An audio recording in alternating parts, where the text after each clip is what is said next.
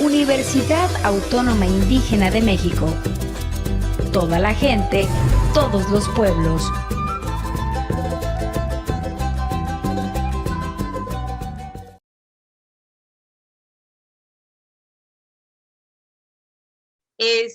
Vamos ya con la tercera unidad, pues para darle agilidad a esto y bueno, pues que se vayan sumando el resto. No, les voy a pedir, por favor, que activen sus cámaras. Es importante que las activen. Esto es para el registro de la asistencia. De otra manera, por favor, las activen sus cámaras.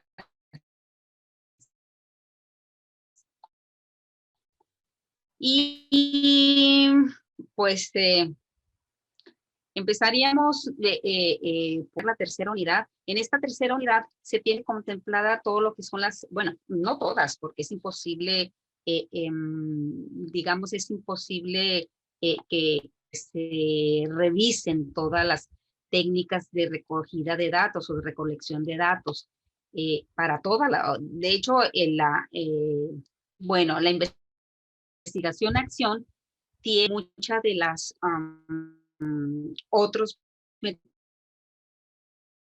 de investigación técnicas, pero sí la define, sí la, digamos, puntualiza de forma muy particular y detallada sobre la observación. Está contemplada en esta tercera unidad lo que es la entrevista, que ustedes ya la conocen muy bien, ¿no? Han llevado otras materias de entrevista, nada más que esta no es una entrevista clínica, es una entrevista para recoger información con un objetivo muy particular que ya está previamente definido por ustedes mismos, que es precisamente el que emana de su proyecto de investigación o de su investigación, ¿no?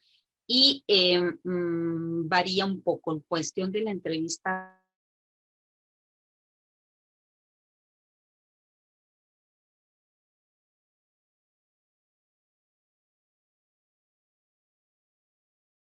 Creo que se le fue el audio a la maestra. ¿Ustedes sí oyen? ¿Es mi internet? No, sí, se quedó congelada. Yo no lo oigo tampoco. Maestra, está Pero congelada. sí, Ahí está. lo que son... Se congeló, ¿Ya? no supimos qué dijo. Ah, ok. ¿Desde dónde repito? Se quedó en la entrevista. Que no era una entrevista clínica. Bueno. Sí, dijimos, bueno, dije que no era una entrevista clínica, ¿sí? Que tiene un objetivo distinto, un objetivo diferente. Este objetivo emana de lo que es la problemática, el problema que se detectó, la problemática de la información, perdón, de la investigación. Entonces, el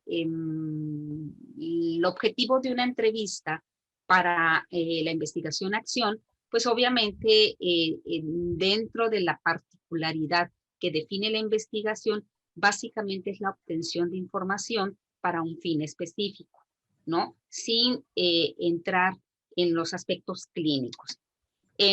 Como aquí está, en esta tercera unidad, está considerados digamos, tres técnicas de recogida de datos, lo que es la entrevista, lo que es la observación participante y lo que es los grupos focales. Como sé que ustedes manejan muy bien lo que es la entrevista, esa me gustaría dejarla para lo último por si acaso no tenemos tiempo, ¿no?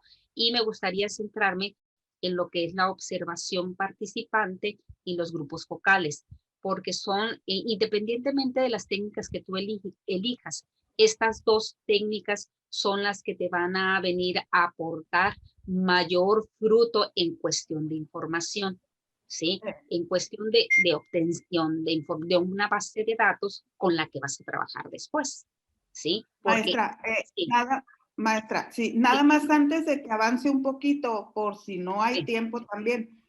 Yo estuve buscando en sí lo que es la entrevista en profundidad y no encontré algo así, ¿no? Como entrevista en profundidad, pero encontré una entrevista participativa o dialógica. ¿Es a eso a lo que se refiere? Sí, mira, la entrevista a profundidad tiene tintes clínicos, ¿no? Porque va hacia la comprensión un poco de la psique del grupo de comunidad, ¿sí? Entonces, aun cuando esta no es nuestro objetivo solamente, que tu proyecto tenga que ver con la salud mental. Si tu proyecto tiene que ver con la salud mental que sí es factible, por la cuestión de que estamos viviendo desde hace un año, ¿no? Ya lo hemos platicado, ¿no? Hay mayor ansiedad, mayor, incluso intentos de suicidio, mayor depresión, bueno, una serie de trastornos a nivel grupal como población, ¿sí? Si tú eligieras un fenómeno de este tipo, a lo mejor sí una entrevista a profundidad con tintes clínicos te serviría. ¿Cuál es el problema aquí, Gracia, con esto? Que te lleva muchísimo tiempo, ¿sí? Una entrevista a profundidad de una comunidad, imagínense, de un grupo te lleva bastante tiempo, que incluso yo traigo así como que la inquietud, porque he buscado mucho y no he encontrado información sobre lo que es la psicología del indígena. A ustedes les tocará generar esa psicología del indígena. Hay muchas, digamos, se ha escrito mucho sobre la psicología, pero de este grupo en particular, que tiene una cosmovisión muy singular, no se tiene estudios suficientes como para hablar de una psicología del indígena. ¿Sí? Ellos no tienen la misma estructura de pensamiento.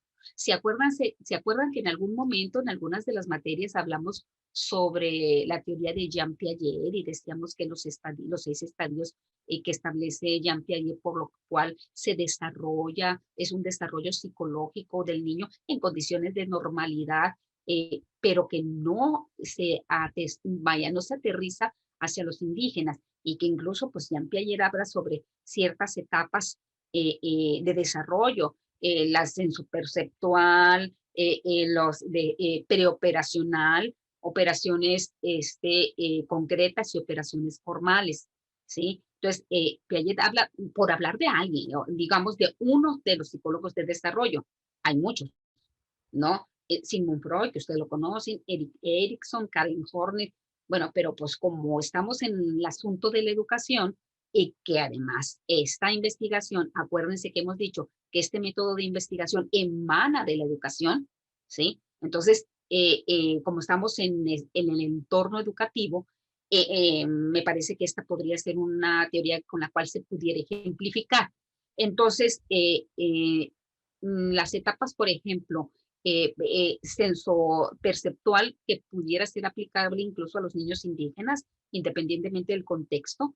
El preoperacional, después de esta, lo que es preoperacional y operaciones concretas, ahí empiezan las diferencias, porque empieza a intervenir la cultura del indígena, que tiene, ustedes lo saben, tiene comportamientos muy particulares, muy esenciales. Entonces, no existe una psicología del indígena. Insisto, ustedes con su investigación tendrían que ir aportando a esto, ¿no? Al entendimiento de la psique del indígena, ¿no?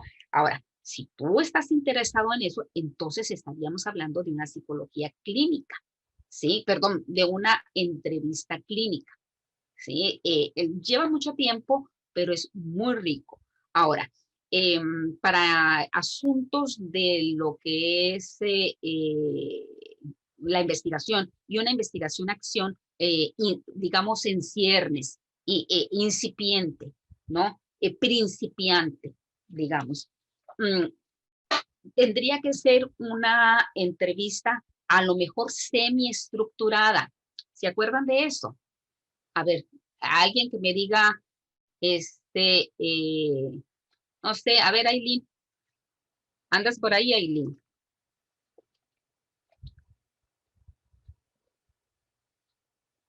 Aileen. Mira, esta es la última sesión y seguramente la última materia. Y la verdad es que hay compañeros que no les conozco la voz. No les conozco, siempre son los mismos, ¿no? Entonces, por eso me gustaría escucharlos a aquellos compañeros que pues ceden, ¿verdad? El uso de la voz a los demás. Entonces, por eso le estaba preguntando, pero parece que Aileen no está, ¿verdad? A ver, Rosario. Bueno, Rosario no, porque estás comiendo. Trágate el boca, mastica bien. A ver, vámonos con Rebeca. No te preocupes, no te preocupes. A ver, Rebeca. Bueno, estos son conocimientos previos. Sí, la entrevista semiestructurada es la que traes Sí. algunas preguntas ya listas, pero conforme se va desenvolviendo el desarrollo de la entrevista, van saliendo preguntas que tú no tenías preparadas. Esto para llegar que el complemento de la entrevista, pues logres obtener la información que más necesites conforme se va dando el proceso. Maestra, soy yo, Aileen. A ver, Aileen. Ahí te estaba... No, no te preocupes. Mi internet no, como que no quería agarrar. Maestra, yo para mí, en mi intervención que hice, yo lo agarré más personal. O sea, junté mucha información y de esas bases yo me hacía las mismas preguntas para tener una información clara y derivada de lo que yo quería. Y me enfocaba tenía mucha información y decía yo, ¿por qué tengo tanta? Mejor me voy a derivar al objetivo que quería realizar. Para mí es eso. Ok. Miren. Ok, gracias, Aileen. Gracias.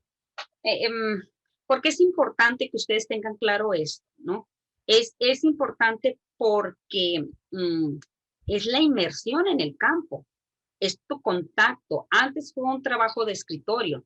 Esto empiezas con el estudio empírico. Si tú no tienes las preguntas clave o las preguntas necesarias para obtener la información que ocupas, va a ser trabajo inútil, ¿no? Tanto de elegir la técnica de recogida de datos como de hacer las preguntas.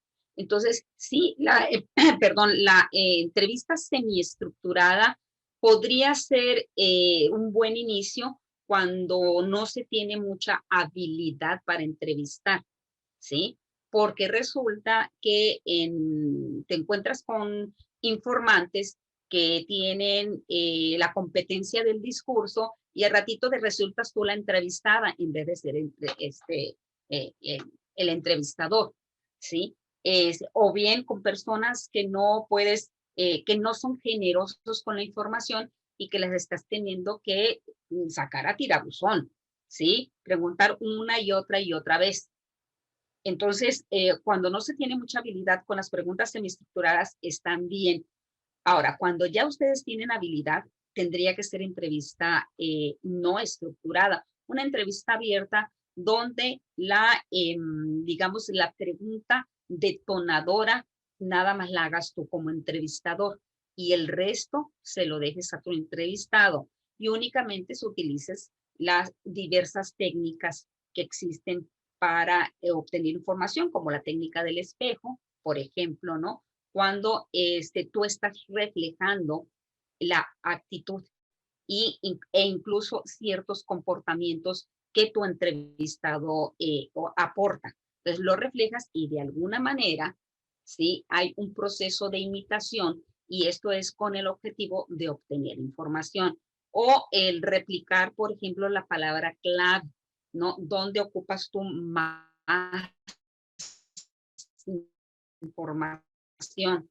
¿Sí? Si en algún momento tu entrevistado tocó un tema relevante para la investigación que tú quieres que profundice, únicamente repites, ¿verdad? Repites con cierto énfasis la palabra clave, ¿no? Y empieza, o bien haces la última frase que dijo, la conviertes en pregunta, ¿sí? Si necesitas más información.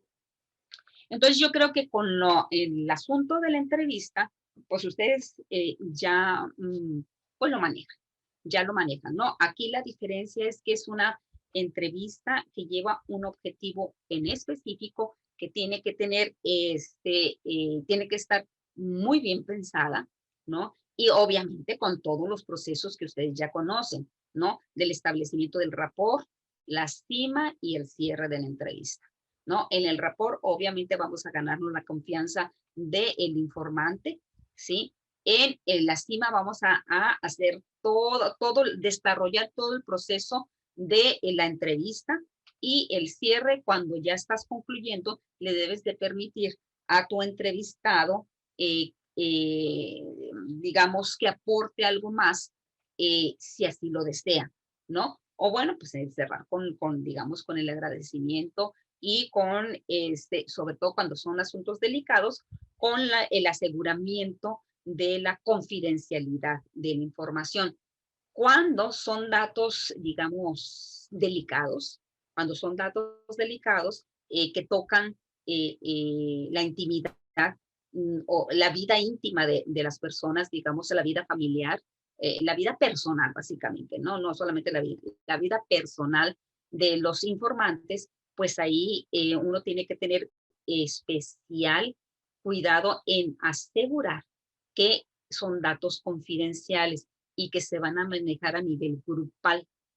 Sin embargo, ojo con esto, ojo, sin embargo, tú tienes que tener una clave en particular para saber quién te está dando esa información, porque lo tienes que, digamos, vincular con la observación que estás realizando. ¿Se acuerdan que dijimos que la confiabilidad y la validez de todos los métodos cualitativos se tienen que dar a través de la triangulación, y que la triangulación está en función de al menos 3 caminos para recoger la información? O sea, 3 formas que te den el mismo resultado, ¿no? Y entonces eso es triangular. Y si tú estás entrevistando, tienes que vincularlo con la observación. Por eso les digo que tienes que tener alguna clave que identifique quién te dijo qué cosa, ¿no? Por si tú hiciste tus anotaciones, o tú traes un diario anecdótico, o traes una bitácora, ¿no? Donde también vas a tener identificados a tus informantes, si coincide lo que tú observaste con lo que te están diciendo, ¿sí? Esto es para verificar, ¿sí? Verificar que la información sea fidedigna, ¿sí? Porque cuando formas parte de una investigación, la problemática que estás estudiando se diluye, ¿no es cierto? Se diluye, ¿sí? Ya que los separas. Primero porque tienes que hacer un proceso de análisis. O sea, tienes que separar el fenómeno en sus elementos. Y al separarlo, pues ya desapareció, ¿sí? Está como los análisis de los sueños, que bueno, es una técnica que utilizaba mucho Sigmund Freud, ¿no? Que es una técnica de, digamos, proyectiva. Entonces tiene que ser un análisis de sueño, pero para poder analizarlo, lo tienes que hacer despierto. Entonces, ¿cómo analizas un sueño si ya estás despierto? ¿Sí? Digamos, el proceso que tú ibas a analizar desapareció, ¿sí? Entonces, bueno, generalmente pasa algo así. Vas a estudiar esa problemática, y como vas a identificar los individuos que la sufren, que la provocan, que la viven, no sé, dependiendo de que estés abordando, ¿no? Que estés siguiendo. Al separarlo como individuo, ya el fenómeno se diluye y ya es un investigaciones de la eléctrica por allá de la Western Electric en Hawthorne, en Estados Unidos. La investigación de Elton Mayo, ¿sí la han leído alguna vez? ¿No? ¿O sí? Te las platico breve, si no, al ver con el hecho de estar alertas sobre lo que está sucediendo en la comunidad donde estás realizando la investigación. Resulta que Elton Mayo, los que estudiaron la administración lo deben de saber, ¿no? Que, digamos, precede a Henry Fayol. Él habla sobre la parte mecánica de la administración, y Elton Mayo habla más con lo que nos tiene aquí, con las relaciones humanas, con el individuo, con la persona, con el desarrollo, ¿no? Con un poquito más de esto. Entonces, todo esto era un proceso de administración donde había una investigación que se quería hacer para observar la producción y la motivación de una maquiladora donde se producían, creo que arneses, una cosa de esas, ¿no? Entonces, Elton Mayo dice, bueno, nosotros vamos a elegir a un grupo de mujeres que van a venir a trabajar en un medio controlado, ¿sí? En un medio, esto era una investigación de corte experimental, obviamente, porque había que manipular las variables.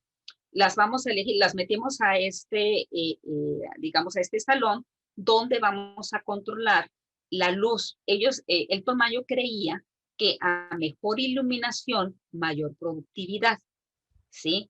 Entonces, si es un lugar más iluminado, obviamente van a ejercer o desarrollar su trabajo de la mejor manera. A mí me parece bastante lógico, digamos, esa apuesta que hacía Elton Mayo.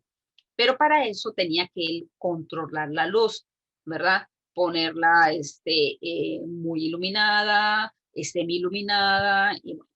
Ok, fíjense cómo eran las dos variables, ¿no? Luz y producción. ¿Cómo se vinculan? Así de sencillo, ¿sí? Y así de sencillo tiene que estar también sus proyectos. Vinculación de dos variables, ¿sí? En un medio controlado, según Elton Mayo, ¿sí? Para poder ver cómo se vincula la luz con la producción, tengo que controlar la luz y ver cómo se desarrolla el trabajo. Si a mayor luz, mayor productividad, menor luz, menor productividad. Es bastante lógico, ¿no es cierto? Es muy lógico. Entonces empieza la investigación y empieza sus registros, ¿no? Aquí Elton Mayo la tenía relativamente sencillo porque la productividad estaba en el número de unidades y en el tiempo que se establecía, ¿sí? Y a mayor luz, pues mayor productividad, hasta ahí vamos bien. La investigación, ¿no? Y la hipótesis se estaba controlando, ¿no? Y iba en el sentido en el que él había propuesto. A mayor luz, mayor iluminación, ¿no? Perdón, a mayor luz, mayor productividad. Mayor iluminación, mayor productividad.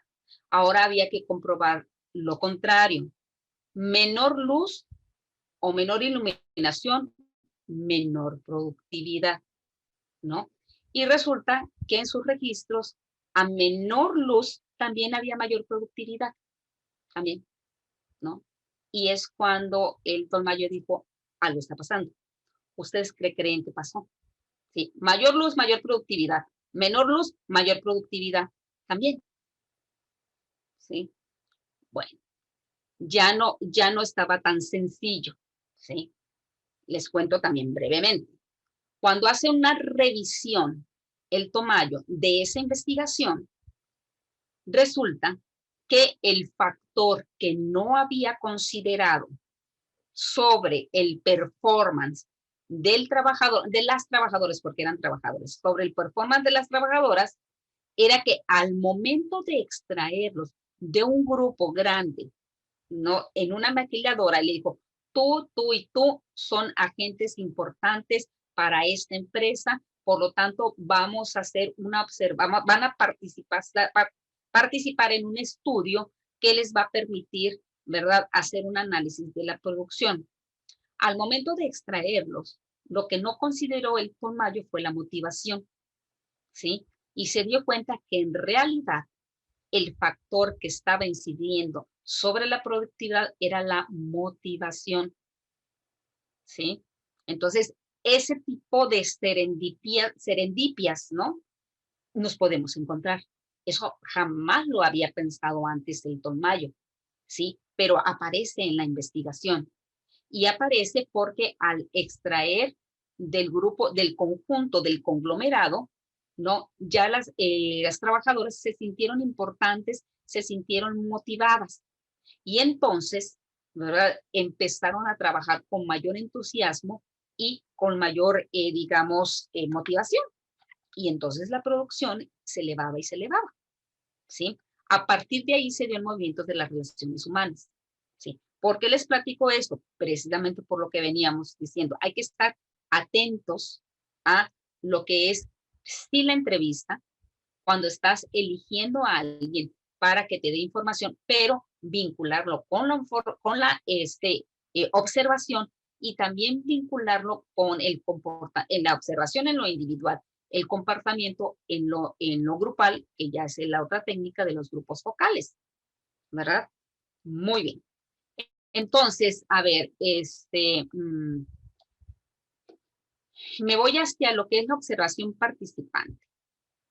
Sí, yo sé que todos ustedes, por definición, digamos, de su profesión, deben de tener muy, digamos, instalada la competencia de la observación participante. O sea, ustedes tienen que ser observadores natos. ¿No es cierto? A ver, ¿son o no son observadores natos? Digo, a lo largo de que ya están terminando ustedes su carrera, ¿no?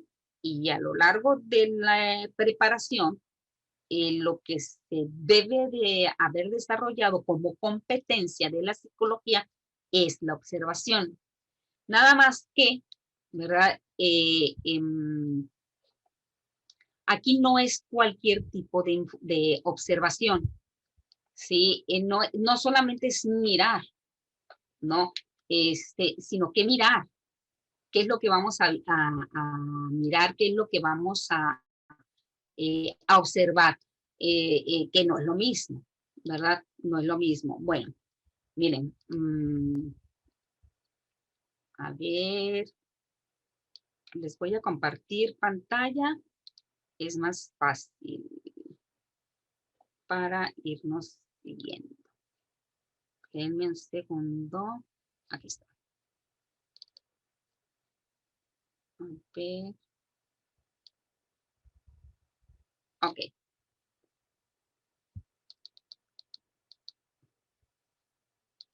Ok, nosotros lo vamos a manejar. Primero, cuáles son las características de la observación participante y cómo desarrollar la observación participante, ¿no? Entonces, pues bueno, okay. ¿Qué se observa, no? ¿Qué podemos observar? Pues, miren, si ustedes miran las imágenes, aquí está, podemos observar los ciertos, digamos, festejos, algún tipo de festejo, algún tipo de conti, por ejemplo, la gastronomía, ¿sí? La reunión, las interrelaciones entre los jóvenes, las actividades de recreación, las actividades, digamos, educativas o culturales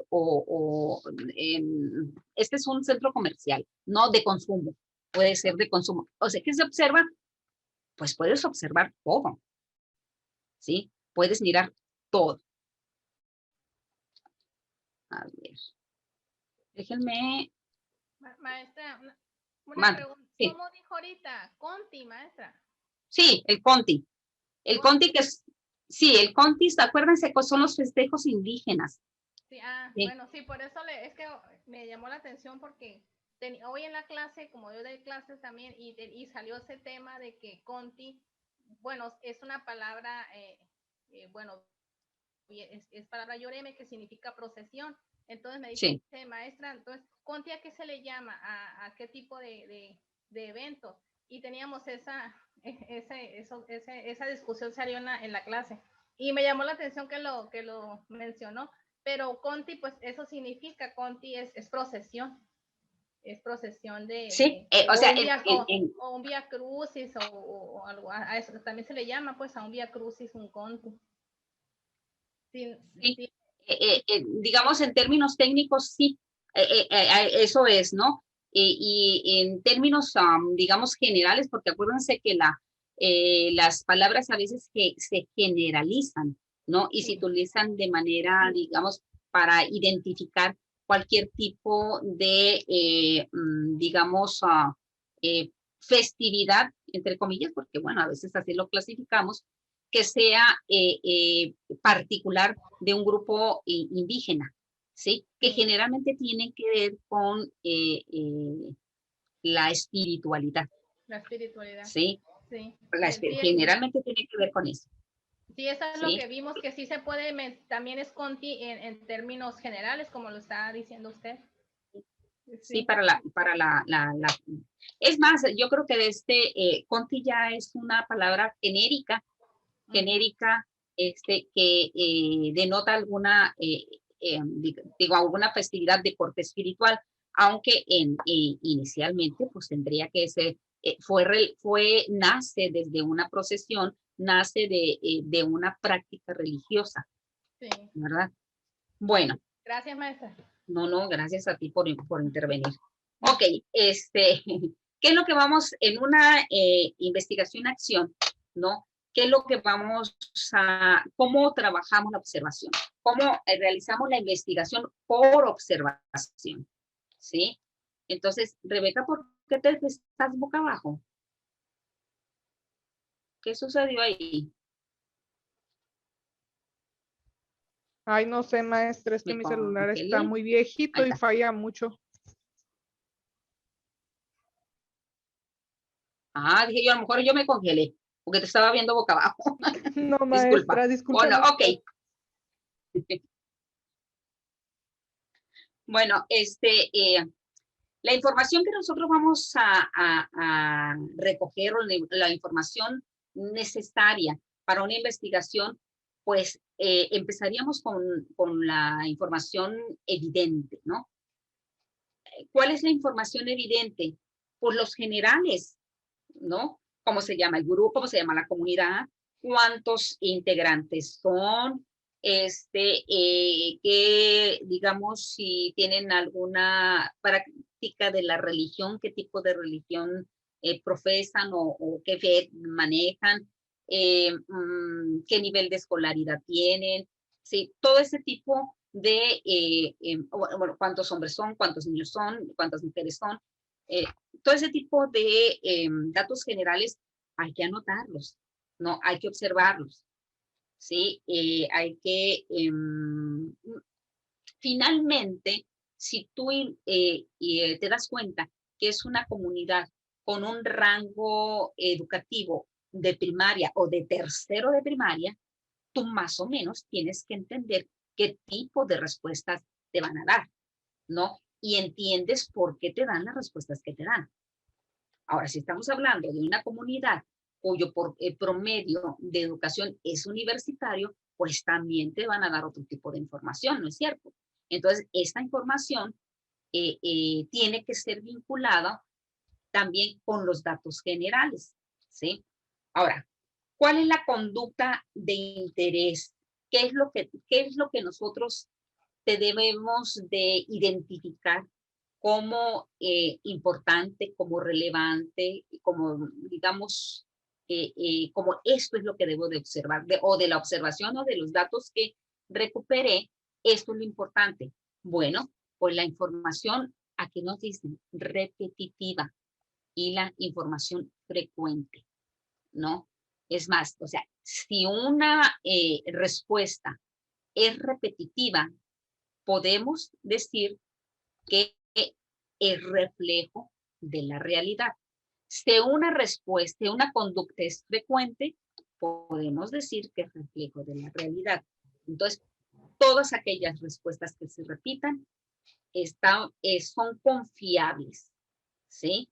Independientemente de si hay alguna variación en la expresión, ¿no? Entonces, toda la conducta que de alguna manera sea predecible, ¿sí? Todo eso también es relevante. ¿Por qué? Porque nosotros, acuérdense que no es nada más el registro sino qué voy a hacer con estos datos, qué me dicen estos datos, ¿no? ¿Qué es lo que observo? ¿Sí? Vaya, ¿qué significan? ¿Qué simbolismo le voy a dar? ¿Sí? Ahora, la conducta que nosotros debemos de estudiar, eso es importante para que no se nos vaya la vida en una investigación-acción. ¿Sí? La conducta de interés debe tener una duración corta. ¿Sí? Porque imagínate, como decíamos, que decía ahorita Rebeca, ¿no? Si vamos a estudiar lo que es la epistemología de un Conti, se nos va a ir la vida. ¿Sí? Se nos va a ir la vida ahí, porque es todo un proceso.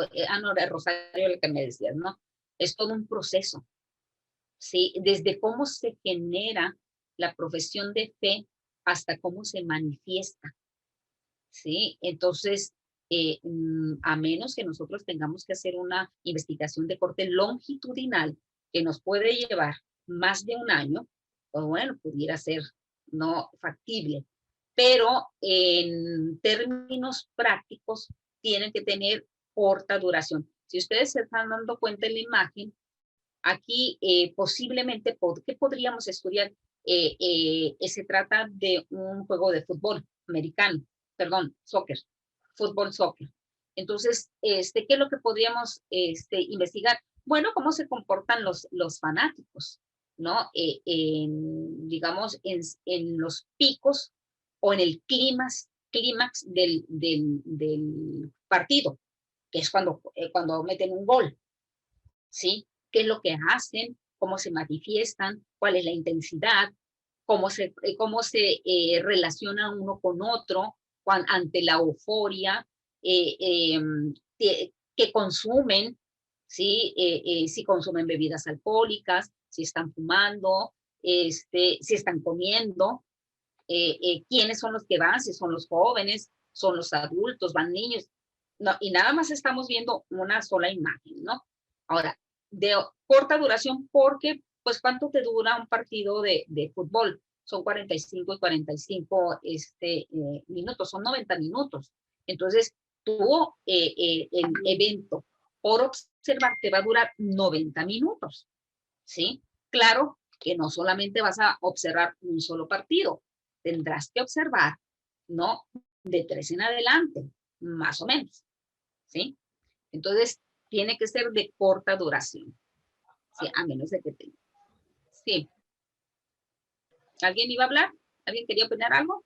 No. Bueno. Yo tenía la duda de la duración corta es de nosotros como observadores, de manera de no clavarnos en una sola cosa y tener como más agilidad de estar agarrando más, pues, no sé, adquiriendo más conocimiento, yo creo, ¿no, maestra? Tener esto en cuenta de que no podemos pasarnos la vida con un solo detalle, algo así, ¿va?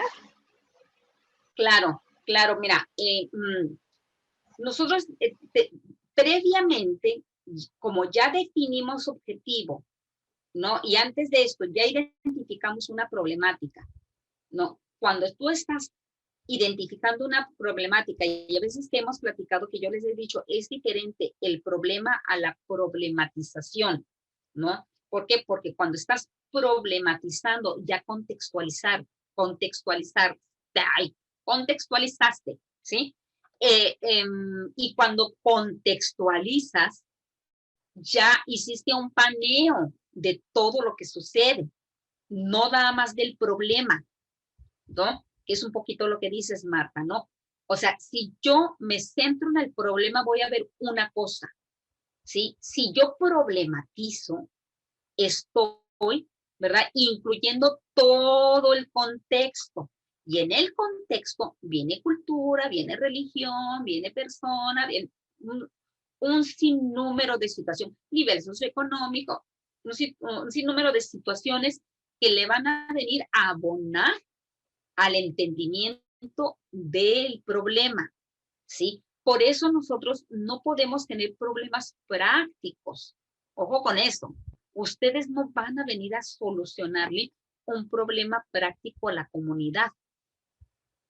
¿Entendemos esta parte? ¿No? ¿Por qué no vamos a solucionar problemas prácticos? A ver, permítanme un segundín. La voy a dejar con mi imagen. Un segundín, voy por agua. Piénsele, ¿por qué les digo que no podemos resolver problemas prácticos a una comunidad? Está buenísima esa pregunta. Fíjate, yo pensaba que sí, o sea, como que, ándale, ya me dejó pensando la maestra. No, porque nuestro papel es dar un acompañamiento, acuérdate. Sí, No, sí, no, lo sí, sé. no somos psicólogos clínicos, o sea, nosotros no, bueno, yo creo que aquí Rosario, Carmen, no sé, ellas que tienen más experiencia, yo creo que lo viven cada día. Das un acompañamiento, pero yo creo que pues es imposible dar una solución, ¿no? Porque sería como... Solución al problema, yo pensé que sí nos tocaba ver como que la parte activa. No sé. Híjole, O sea, yo creo que no. ¿padre? Yo creo que somos como pues un apoyo, ¿no? No sé, pero sí está buena la pregunta. Participativa, más que nada. Sí, Pues sí, es sí. que los problemas prácticos, precisamente como dijo Lucinda, son del día a día, pues. Sí. Son problemas prácticos. Porque además hay problemas individuales, yo quiero individuales, personales y de comunidad. Entonces, imagínate si te vas a poner a darle solución, pues te vuelves loca y además no tenemos esa infraestructura para hacerlo, creo yo, ¿no? Por lo que hemos Entonces, el problema colectivo ya sería ya nuestra intervención, algo colectivo. Pues. Exactamente. Hay un problema práctico, por ejemplo, no, fíjese que aquí que hay muchos baches en la calle. Eso no es lo que nos dedicamos nosotros, ¿sabes? O sea, eso tendría que venir alguien de gobierno y si no somos en ese tramitadores, pues.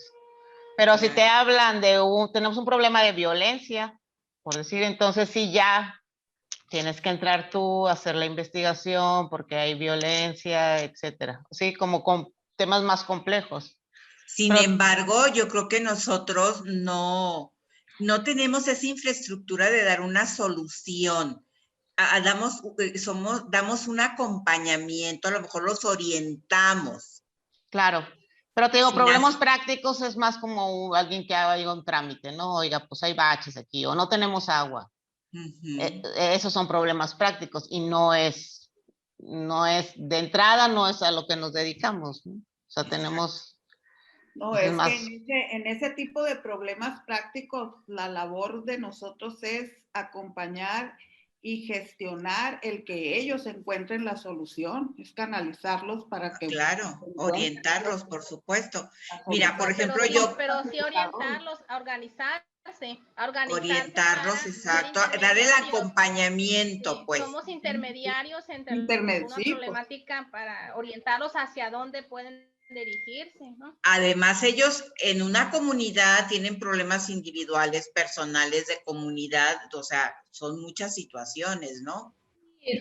Bueno, todo depende del problema o del acompañamiento que les vayamos a dar, que debe ser algo específico. A mí me quedó muy claro que nosotros vamos a ver el éxito de nuestra intervención cuando estemos fuera, ya y que veamos que la comunidad actúa.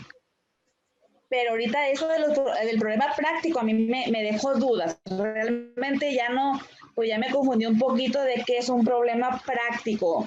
Eso de la luz o de los baches, yo no pensaba que era eso. Ahorita que...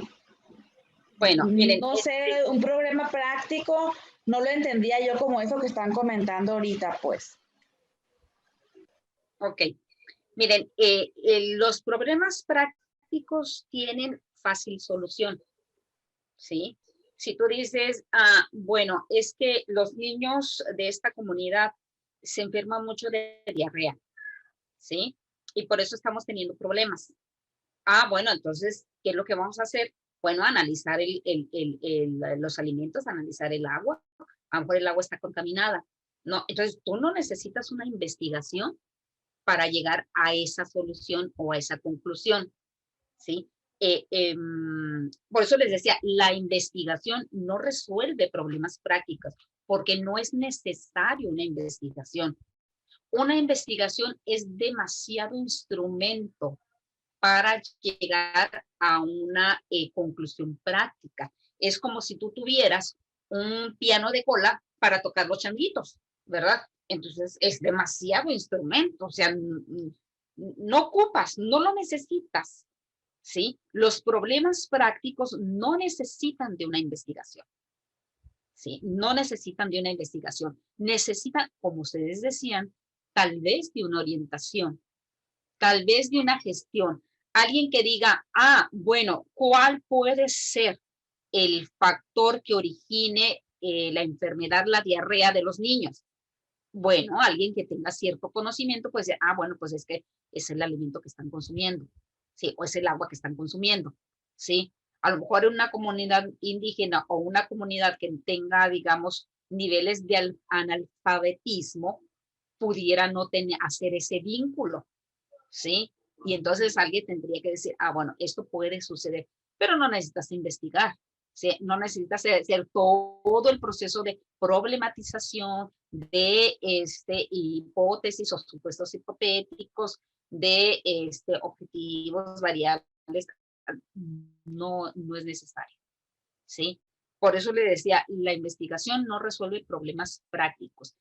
¿Hacia dónde va la investigación? Hacia la generación de conocimiento, ¿no? Para entender la problemática que se está dando y entonces, al momento de entender, vas a identificar los elementos que confluyen o que se juntan para dar origen a ese problema y entendiendo el origen, puedes tener ya un 70, un 80% de la solución.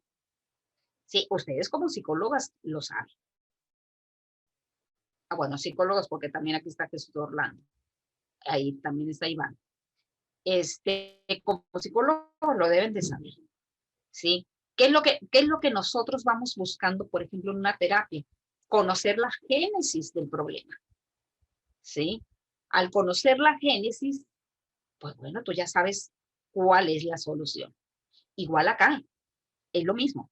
¿Sí? Vamos tratando de investigar quiénes son los elementos que lo conforman y cuál es la situación y en qué momento se presenta y cuándo es que aparece, ¿sí? Y con qué intensidad y si esta varía y si tal persona, fíjense, yo he de confesar en este momento, ¿no? Mea culpa, me voy a confesar ante ustedes, yo los observo a ustedes como grupo, ¿no? Como objeto de estudio y veo cómo se comportan cuando están determinadas personas y qué responden cuando otras tantas, otra hace una participación o una observación y veo quiénes se quedan callados y veo quiénes son los que así responden y veo quiénes son los más emotivos, ¿no? Quiénes son los que saltan y hasta se pueden molestar y quiénes son los conciliadores, ¿sí?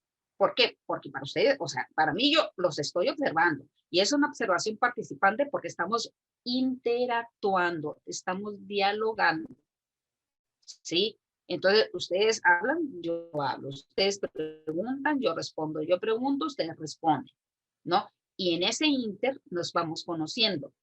Entonces, ¿cómo grupo los tengo identificados? Como grupo, ¿verdad? Pudiera yo aventurarme a ciertas proyecciones futuristas, inmediatas, cuando están una u otra persona, ¿sí? Y además de que por la lectura los conozco, ¿sí? Sé cuáles son las formas de redactar de cada uno, no de todos, ¿sí? Porque, insisto, hay gente que no le conozco la voz, ¿no? Y que, por ejemplo, a ustedes que están aquí con las cámaras siempre puestas, las identifico plenamente. Bueno, y a Pedro y a Jesús, que ahorita no están, porque creo que la diferencia de horario y todas esas cosas, ¿no? Entonces, los identifico, pero hay otros que no, ¿no? Y no solamente no los veo, no los escucho, ¿sí? Entonces, pero leo sus reportes. Y al leer, ¿se acuerdan que yo les digo, hey, necesito conclusiones? check, por favor, ningún trabajo deben de subirlo sin conclusión. Ahí ya sé qué habilidad tienen, porque también les debo de confesar, ¿no? Que desde la primera materia que trabajamos hasta ahora, ¿no? Hay cambios sustanciales, ¿verdad? Hay cambios sustanciales. La primera materia que trabajamos estaban ustedes en el segundo, ¿verdad? Creo que en el segundo semestre o en el primero, no recuerdo. ¿Sí? Y ahorita ya están en el último, ¿sí? Algunas personas han evolucionado exponencialmente, ¿sí? Su desarrollo, su crecimiento intelectual y académico muy, muy notorio, ¿sí? Y hay otras personas que no tanto, ¿no? Y ni se dieron a conocer, ¿sí? Entonces, yo noto la diferencia. Yo noto la diferencia, y eso que no los veo a diario, ¿no? Y eso que pues relativamente poquitas materias estuvimos revisando, ¿no? ¿Por qué? Porque está desarrollada la observación, ¿sí? Porque por, digamos, deformación, corredito de formación, no de espacio de formación, de formación profesional, uno siempre está, ¿no? Observando, ¿no? Observando cómo te colocas frente a la cámara, cómo estás sentado, ¿sí? Es más, cómo se comunican entre ustedes, ¿sí? Si se están mandando mensajito por WhatsApp, si se están comunicando, no sé, con ciertos gestos, ¿no? Entonces, sí es notorio, sí, es bastante notorio. Entonces, ¿por qué? Porque por deformación uno observa, y tienes la panorámica, ¿no? Lo que decía hace un momento Marta, ¿sí? No te concentras nada más en una cosa, sino que estás viendo, ¿no? Un paneo. ¿Por qué? Porque puede venir la serendipia, ¿no? Puede venir la motivación que no estaba buscando Elton Mayo. Mira, me traicionó el inconsciente, que estaré pensando, cabecita loca, ¿no? Sí, ¿no? Elton Mayo, pues es que los dos son Elton, pues. Entonces, sí, Elton Mayo no estaba buscando la motivación, y sin embargo la encuentra, y la encuentra como uno de los factores principales para la producción. No, pues sí, también, de otra manera, pero también. ¿Cuál quiere escuchar? Okay. Ah, bueno, sí, nos motiva, pues, nos motiva de forma distinta. Por eso tenemos que estar atentos, ¿no? Yo en algún momento creo que les platiqué, les compartí una de mis primeras experiencias como psicóloga, ¿no? Cuando uno de los primeros pacientitos, ¿no? Pues bueno, ¿en qué te estoy hablando? De 30 años atrás. 30 años atrás, digamos, los comportamientos sobre la sexualidad no eran tan abiertos, ¿verdad? A ver, ustedes, señoras, no me dejarán mentir. Las millennials, pues a lo mejor, ¿verdad? No conocieron esta parte, pero ustedes, señoras, ¿no? Que más o menos somos de la misma rodada, no me dejarán mentir. O sea, 30 años atrás era impensable, ¿sí? Que tú tuvieras fría, mi obvio, tuvieras amigos con derecho, y que además la relación, ¿verdad? De tener digamos, un novio implicara ya por default intimidad, ¿sí? Hombre, si para darte un beso te tenías que esconder, caminar por lo oscurito, como decía Armando Manzanero, ¿no? Como buscamos los oscuritos para juntarlos, ¿no? Era muy distinto, era muy diferente. Entonces, la primera pacientita que yo tengo, ¿no? Va conmigo y va muy bien, establezco el rapport, muy bien, ¿no? Confianza, además, ¿no? Y empieza con la problemática. Entonces, ella me empieza a decir sobre que en realidad ella iba porque sus preferencias sexuales, ¿verdad? Eran sobre el mismo género. Sí, y yo empecé, mi mente, ¿no?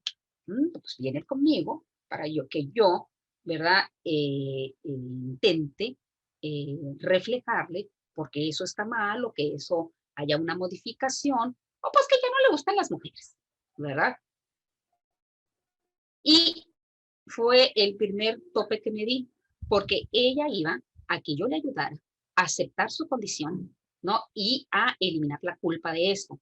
No, ella quería ser feliz siendo, digamos, lesbiana, ¿sí? Ella quería aceptarse a sí misma. Tenía claridad de que eso era lo que era, ¿sí? Ella era eso, ¿no? Pero quería sentirse cómoda con eso.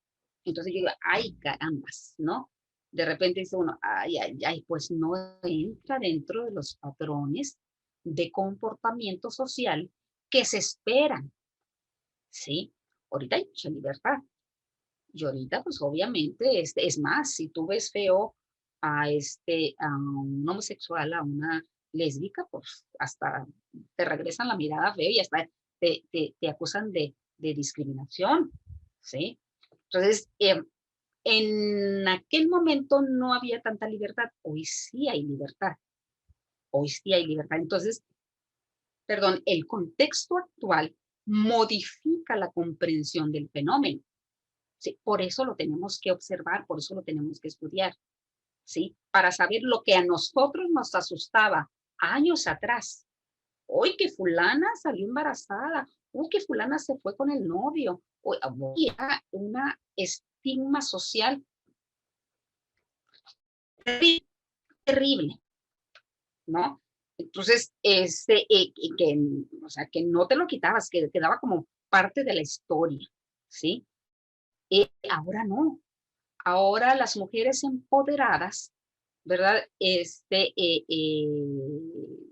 Las madres solteras, fíjense, ya hasta otro término para las madres solteras, ¿no? Porque pareciera ser que también en esta generación, ya no los millennials, sino la generación de cristal, se ofende porque les digan madres solteras, ¿sí? Ahora son madres responsables, como si las casadas no fuéramos responsables, ¿verdad? Son madres responsables. ¿Habían escuchado ese término ustedes? Sí, son madres responsables. Pues las madres solteras, no, son, Perdón, en mi trabajo les dicen benditas. Cuando saben que están embarazadas, dicen, ay, trae una bendición, dice, será una bendita. ¿Y nosotras qué? Ay, pues sí, no.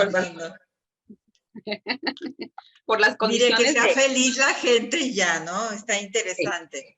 Pues sí. Sí, por las condiciones que todavía estamos ante una sociedad que sigue, digamos, el modelo de familia, todavía esperamos ver el tradicional modelo de familia, o sea, donde es papá, mamá e hijos. La que sigue en la normalidad es la uniparental, que generalmente son las madres solteras o madres divorciadas, o sea, las mamás que se quedan con los hijos, ¿no? Que por eso les dicen madres responsables. Y luego vienen, que son las monoparentales. Y luego vienen las familias, digamos, de la diversidad, donde hay mamá, mamá, e hijos, o papá, papá, e hijos, ¿sí? Que entra ya dentro de los cánones de la normalidad, ¿no? Acuérdense que también la psicología social, bueno, ustedes son psicólogos sociales, perdón por lo excluyente de los varones, pero como no lo estoy viendo, ¿verdad? A ver, Iván, y ya no veo a Orlando. Ya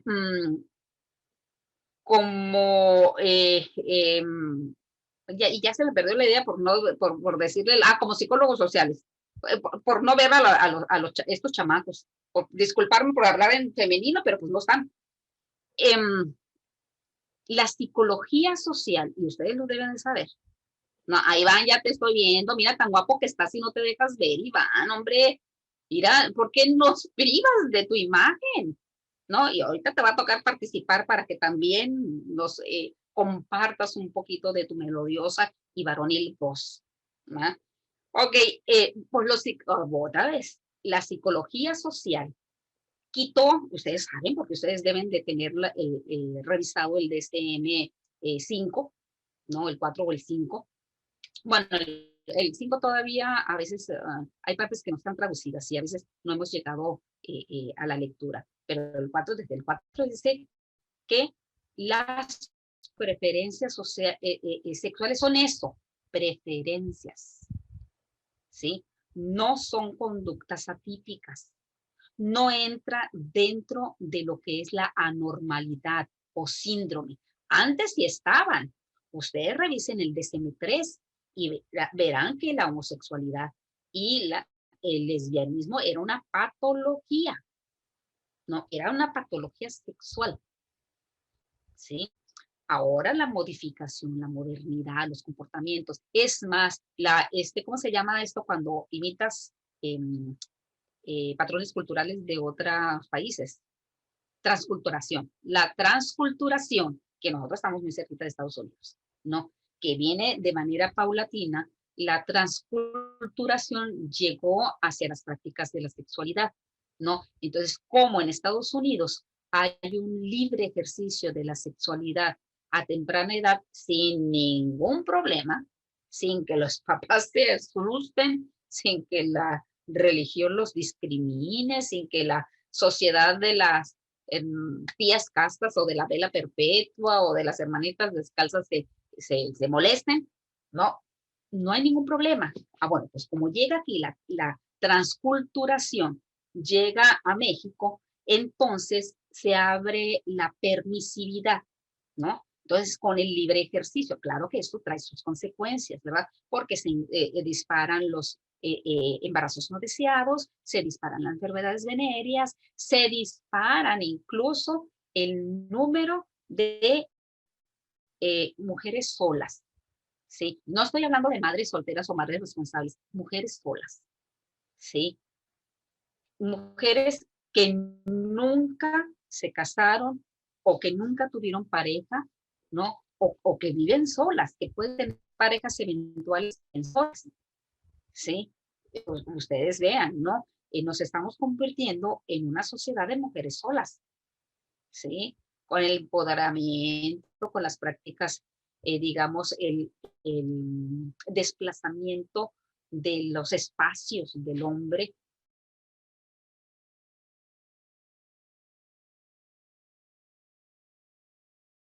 Esto es una preferencia. Me congelé, chicos. No, aunque ya los veo. Esa es una preferencia, ¿sí, verdad? Bueno, le digo, pues cada vez son una generación de mujeres solas, sin necesidad de que sean madres, mujeres solas nada más. Yo, por ejemplo, de mi generación, que yo soy de la generación, a ver, soy de los baby bloomers, yo creo, no, o X, no, soy la generación X, porque los baby bloomers son los hijos de los hippies, ¿sí? Entonces, yo soy hija de un baby bloomer, entonces soy generación X, ¿sí? Entonces, los de nuestra generación todavía íbamos en la búsqueda de la pareja, digo, como mujer, ibas en la búsqueda de la pareja, ibas sobre, digamos, como estado ideal, ¿no? Una relación de pareja, ya sea en un matrimonio legal o en un matrimonio libre, de libre unión, pero la búsqueda de la pareja, ¿sí? Ahora no, ahora cada vez hay más mujeres solas y bueno, no hablamos de los varones porque los varones no afecta, entre comillas, estar casado o no estar casado, ¿no? O bien afecta en menos grado, ¿sí? Entonces, bueno, volvamos al inicio de eso, ¿no? Ya quedamos que era una preferencia tan normal como que ahora traigo una blusa blanca y mañana era una blusa roja, prefiero una falda, prefiero un pantalón, tan normal como eso, ¿sí? Y eso hace una modificación, ¿sí? Entonces, ¿cuáles son nuestras expectativas?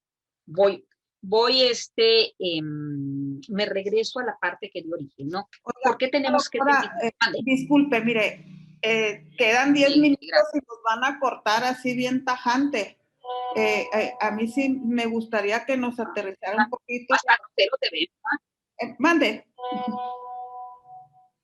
Hasta grosero siento que se ven cuando nos cortan así de feo. Sí, nos cortan de plano bien gacho. Sí, para que nos aterrice un poquito las actividades, y creo que hay algo de producto final, ¿no? Ah, bueno, ok. Qué bueno que... Y la otra está poniendo foro de dudas, o es foro académico.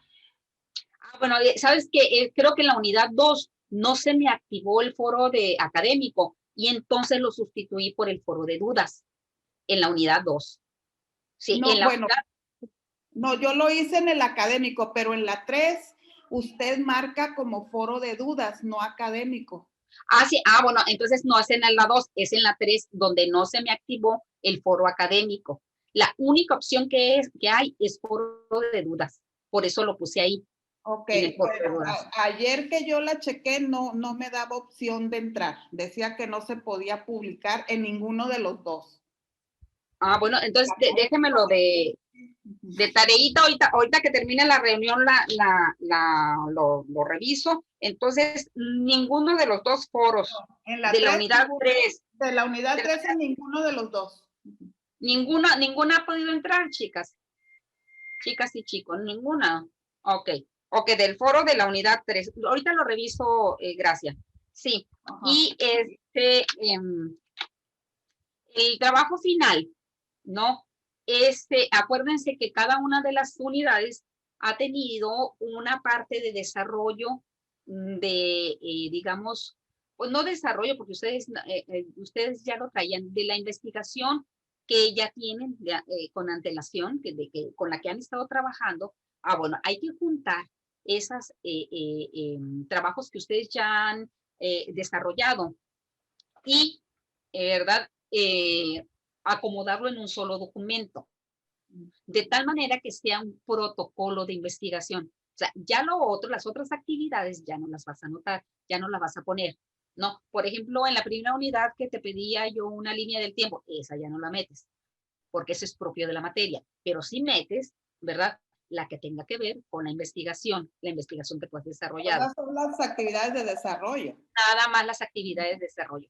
Solo las actividades, pero ojo con esto, tienes que tener una introducción, ¿no? En el documento, una introducción del documento, qué es lo que vamos a obtener.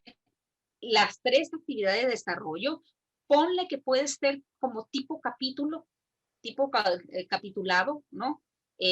O lo puedes hacer en un solo documento, nada más que tienes que poner frases de enlace y al final sí habría que tener una conclusión.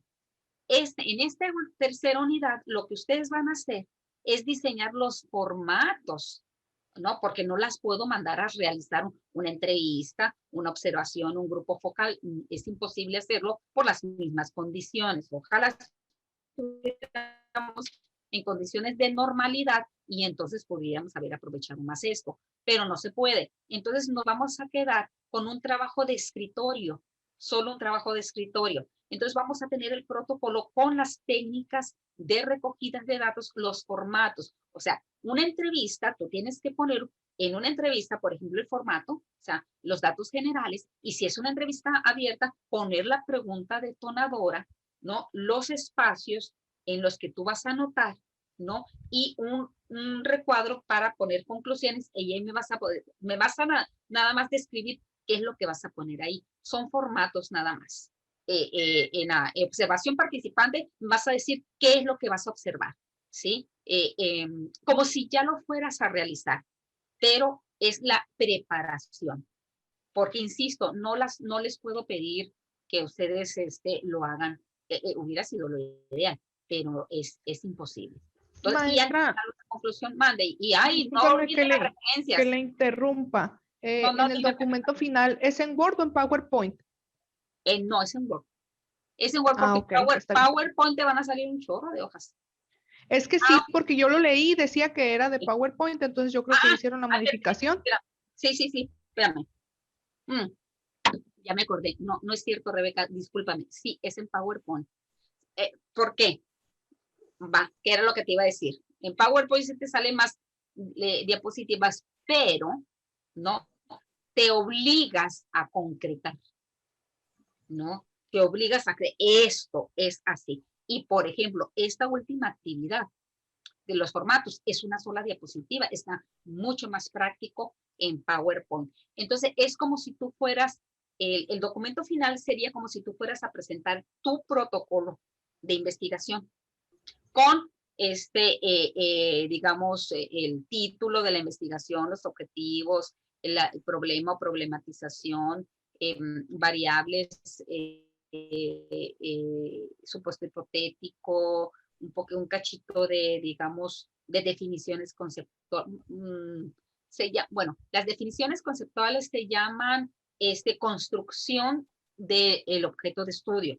Cuando tú estás describiendo qué es lo que vas a hacer, ¿no? Definiendo tu, digamos, conceptualmente, tus problemática es la construcción del objeto de estudio. Entonces, tendrías que tener la construcción del objeto de estudio, los formatos y qué esperas obtener. ¿Qué es lo que tú esperas obtener con esta investigación? Digamos, conclusiones preliminares, porque tampoco les puedo poner conclusiones, pedir conclusiones porque no los vamos a hacer, ¿no? A lo mejor en algún momento ustedes los tendrían que hacer para efectos de titulación, ¿sí? Pero como, pues no sé, esto sería... Pues, no como sé. tipo hipótesis. Sí, a lo mejor sí, como tipo hipótesis de lo que es lo que esperas obtener, ¿no? Con todo lo que hiciste. Sí, ok, entonces maestra, esos puntos que me está diciendo que tiene que llevar el documento final, ¿dónde están anotados o algo? Yo los tengo que anotar ahorita para saber qué es lo que, cómo se los voy a organizar y acomodar en el documento. Disculpe que le pregunte mucho, pero yo sé que usted es muy detallista. Mira. Sí, no, qué bueno que me preguntas, Rebeca, qué bueno que me preguntas, porque así, o sea, tenemos claridad y así escuchan todos. Miren, creo que no se los puse. Creo que no se los subí. No les subí el documento, no pero, puestos, ¿verdad que no? No, está puesto bueno, que nada más que hagas un PowerPoint de lo que es la investigación, acción participativa. O sea, no es nada de lo que está diciendo. Sí, creo que les puse del protocolo. Les puse, ¿no? Sí, sé del protocolo. Bueno. Lo que no dice es lo que sí ahorita sacó de contexto es precisamente los pasos que debemos de seguir para llevar nuestro protocolo a la investigación y acción participativa y hacerle el documento ejecutivo en PowerPoint. Porque yo entendería que al hacerlo en PowerPoint estamos haciendo un documento ejecutivo de nuestro protocolo, ¿verdad? Exacto, así es, Verónica. Mejor dicho, no se puede, ¿no? Así es un PowerPoint del protocolo de investigación. Yo creo que en eso me confié, en el que ustedes ya saben lo que lleva un protocolo de investigación, pero no importa, yo se lo subo para, digamos, para que haya unificación, ¿verdad? Que no me cuesta nada de trabajo. En la última, se los voy a subir en la última unidad, en la parte de bibliografía. Ahí se los voy a subir, ¿no? Para que no se me pierdan. Les voy a subir el documento, es con especificaciones, ¿no? Y que ustedes puedan, porque por ejemplo, ahora cuando estuve revisando algunos de los trabajos, hay unos trabajos muy buenos, pero se les olvidó concluir, se les olvidó ponerla, y acuérdense que he sido muy piqui con esto, ¿no? Con que tienes que concluir,